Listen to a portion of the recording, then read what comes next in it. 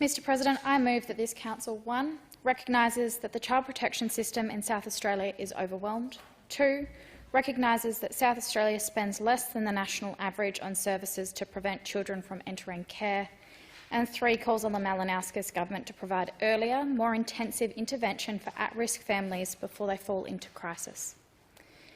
Mr President, the spending in the child protection system reflects a serious imbalance. The Productivity Commission report from 2022 showed that 78% of child protection spending is spent on out-of-home care, which shows the lack of spending on preventative measures. Of the total child protection spending, 12.1% is on protective intervention, which is 30.2% lower than the national average. Protective intervention includes receiving and assessing child abuse and neglect allegations and referring families to support services to prevent their children from being taken into care. 6% is spent on family support services, which is 21.9% lower than the national average.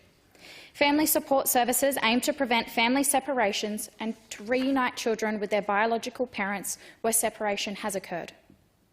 For intensive family support, only 3.7% of child protection budget was spent, which is 29.8% lower than the national average. The spending on early intervention and intensive family support is the lowest in Australia.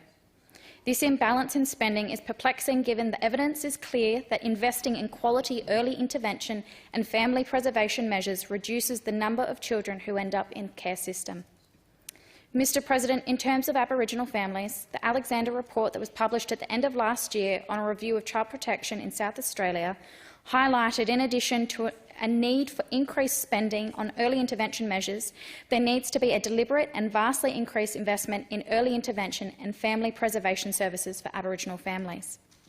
The report notes that the spending on Aboriginal children and services should be proportionate to their representation in the system, not the population. As reported, South Australia currently spends 3.4% of the child protection budget on Aboriginal community-controlled organisations, which is lower than most other Australian states and territories. Mr President, the Australian Institute of Health and Welfare 2020 to 2021 report on child protection in Australia states that there are 18,187 Aboriginal children in South Australia, which makes up 4.9% of the 369,658 total South Australian children. Nationally, Aboriginal children make up 6% of the total number of children, although Aboriginal children make up 4.9% of the total number of children in South Australia. They make up 34.5% of children who receive child protection services in 2020 to 2021. Yet only 3.4% of the child protection budget is spent on Aboriginal community-controlled organisations. The Alexander report notes that different agencies, as varied as the Ombudsman, the Commissioner for Children and Young People, the Commissioner for Aboriginal Children and Young People and the Guardian agreed that more money is needed to be spent on early intervention, prevention and family support services. Mr President, the point is not that South Australia should be suddenly reducing its spending on children in care, but that the imbalance needs to be addressed with a concentrated and deliberate effort, which will entail more spending and focused effort at the front end of the system. Perhaps a little less money on social media influencers attending an exclusive Sam Smith concert, and a little bit more money on the issues that should be a priority, like keeping South Australian children safe. Reports of child neglect and abuse are spiralling in South Australia. The child protection system is overwhelmed.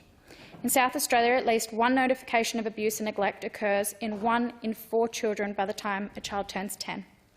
In 2019 to 2020, there were over 75,000 notifications regarding 39,000 children and over 20,000 families. Of these, some 70% were already known to the Department of Child Protection. The sheer number of notifications of abuse or neglect in South Australia means that the Department of Child Protection staff are overwhelmed. There is a need to dramatically slow the influx of notifications, and this can be done by offering more intensive intervention services at a much earlier stage to support families that need the help. Mr President, families in which abuse and neglect are reported tend to require support from a variety of government departments due to domestic and family violence, substance abuse, poor mental health and insecure housing.